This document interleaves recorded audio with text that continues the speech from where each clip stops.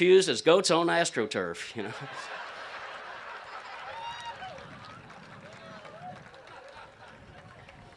I've got a friend down in Austin, Texas. He comes from Lubbock, Texas.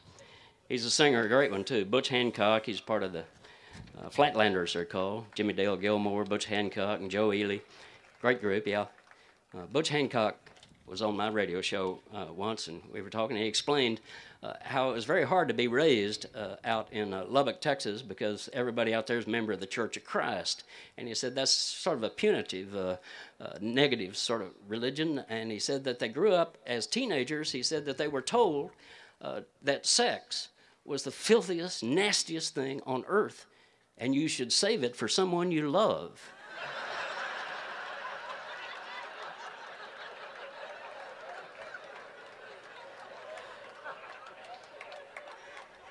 So that explains a whole lot about Lubbock, Texas. Right there.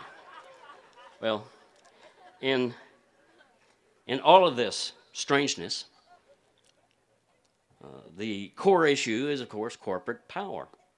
You don't have to be in Who's Who to know what's what, do you? They're stealing our democracy.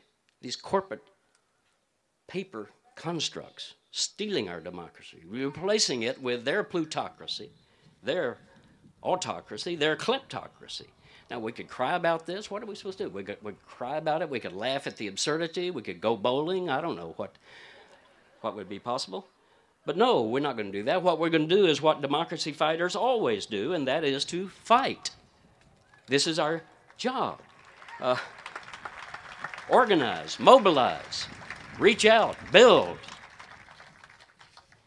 Some say, well, it's hopeless. Corporations have too much power. They've got all the money. They've got the politicians. Ordinary people can't beat off corporate power. Well, bovine excrement, we can too. Got a friend down in Texas who's been a pioneer in the organic movement. He said that those who say it can't be done should not interrupt those who are doing it. And that would be you. You, right here in Wisconsin. All across, where ordinary people are fighting back. Democracy, after all, is our job. And in fact, you got the card right here, Fighting Bob himself. We are slow to realize that democracy is life and involves continual struggle. Your own Fighting Bob. That's the truth of it. Democracy is not Obama's job. It's not the Democratic Party's job. It's our job. Always has been. In my last book, I told a story in there about a guy who had gone to Bangkok, a tourist, on vacation, and he came out of the great temple, and in the glare of the sunlight, over there was a monk in full regalia. So the tourist indicated, could I snap your picture? The monk nodded and posed. He snapped the picture. Over here was a boy selling water, and he went over to buy a bottle of water for the monk, and he paid for it, but he waited for his change, but it was not forthcoming. And he said to the boy, he thought there might be a language problem, pointing to his palm, he said, "Don't I get change?" And the boy looked up at him and looked over at the monk and said, in perfect English, "Change comes from within."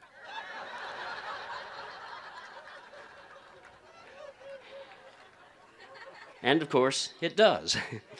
From within our own hearts, from within our own communities, from within our own grassroots neighborhoods, our grassroots power. That's the change. And that change is developing all across America. You're having victories right here. We too often talk about what's wrong and how tough it is, but in fact, we're winning again and again and again. You're winning at a local level, and that's where the fight's got to be. How do we get this done, this democracy thing? Well, by joining our plethora of progressive efforts into an actual movement. That is our next step, I think. I'm not talking about one big meeting or one big organization, but an interrelated, quasi-cooperative movement that actually moves. Wouldn't that be interesting? We don't have to create the movement itself. The components are already there. We've got organizers. We've got trainers. We have media people. We have some funders. We've got messengers. We have all kinds of issue groups, from environment to labor, food, education, gay, lesbian, right on down the line. Anything you want to talk about, we've got components of a movement, but those components are not connected. You notice that? We're a series of very compatible but totally separated issue groups. We don't know each other. We don't work together for broad structural change that would benefit us all and make the whole of our effort bigger than the individual parts of that effort. This is our next step.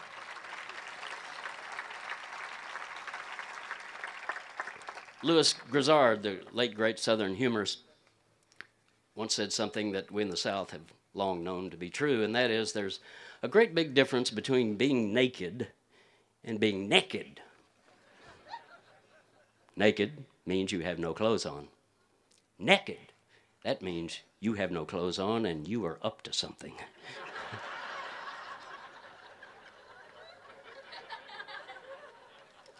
That's us. We got to get naked.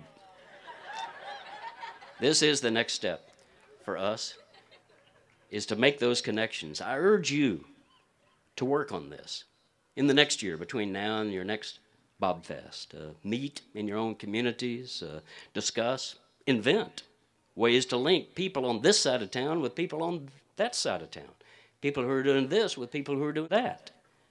And I would urge you to focus on the big structural changes that all progressives would benefit from. Public financing of our elections, for example. Development of local economies, non-corporate local economies. Overturn that Citizen United ruling. Something called the precautionary principle, which says that in medicine and environmental issues that any corporation can do it as long as they prove to us that it will cause no damage. Right now we have the reverse. We have to prove to them that it does do damage. That burden needs to be shifted. These are the kinds of big structural changes that make a difference for all of us. People are ready for this, and that's kind of my final point here. I'm sure you've been waiting on that. Even eager for it. I'm not talking just about card-carrying liberals, but just ordinary folks. I was out in New Mexico recently with my friend Fred Harris, who used to be a great U.S. senator and ran a great presidential campaign, in fact, 76, right here in Wisconsin. Fred said back then, you can't have a mass movement without the masses. And we do need to reach out to make that happen. And they're waiting for us. Even a bunch of those Tea Party folks who've been confused, used, and abused by the corporate interests actually totally agree with us on most of these corporate issues. Take that Citizen United Supreme Court decision. 86% of the American people opposed that decision. 76% of Republicans opposed it. We don't have to create public support for it. It's there on any of these issues we've been talking about. So we've got to reach out to those people, working locally to reach out to them. Down at the Chat and Chew Cafe, at the bar, in the supermarket line, in the union workplace, wherever you are. Begin to talk to people. And I think Ed and I have been talking, and others of you have too, I know. I think we probably need to take Bobfest on the road, don't you?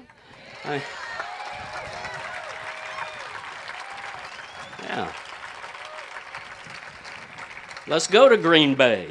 Or Oshkosh, by gosh, or Racine, out west to Eau Claire. Let's get out there. Get with the people where they live. Milwaukee, for damn sure, yeah. Another way to do it is to have potluck suppers in your own community. That's a way to meet people and begin to talk, this side of town with that side of town.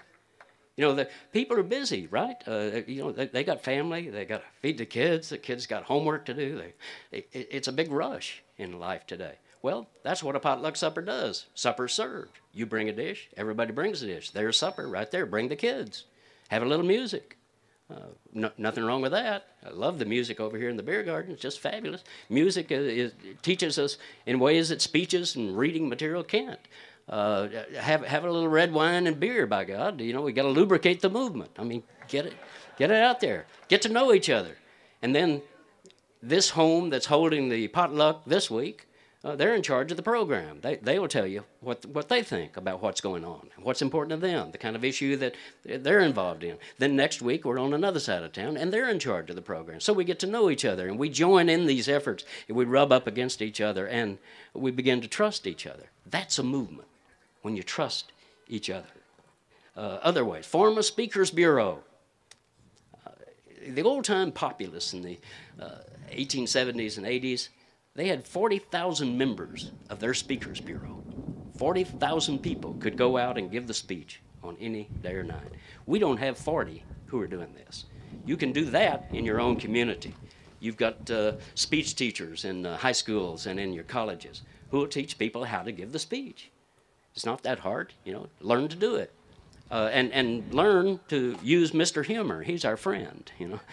Learn to tell stories. You know, those of us on the left, we like to dump our full load of facts on everybody. You meet them casually. Well, did you know this about that? You know, let me just tell you. Well, it's so much better to tell a story, you know. My friend Van Jones points out that Martin Luther King Jr. Did not say, I have a position paper. So we need to learn how to communicate.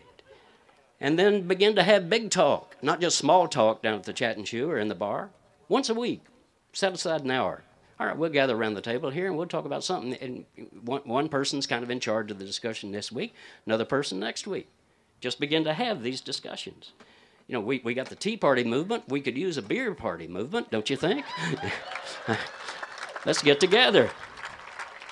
Or invent your own technique, and that's the thing. The answer is not going to come from any one person. None of the people you've heard from today, and certainly not me, have the answer. And that's the truth. We spend too much time waiting for somebody to tell us what to do. Well, the answer is in you. You tell us what to do. Let 1,000 ideas bubble up from the grassroots level, and then those will sort out, and we'll have something going. I'll leave you with this thought. It's something when I first moved into Austin, Texas, there was a moving company there that had an advertising slogan that I liked, so I stole it for political purposes.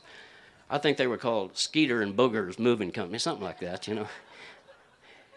And they had an ad in the Yellow Pages. It was terrific. It said, if we can move it, I'm sorry, if we can get it loose, we can move it. Now, right there's the thing. And if you'll get it loose at a grassroots level, the people will move it for themselves. Thank you very much for what you're doing. Proud to be with you.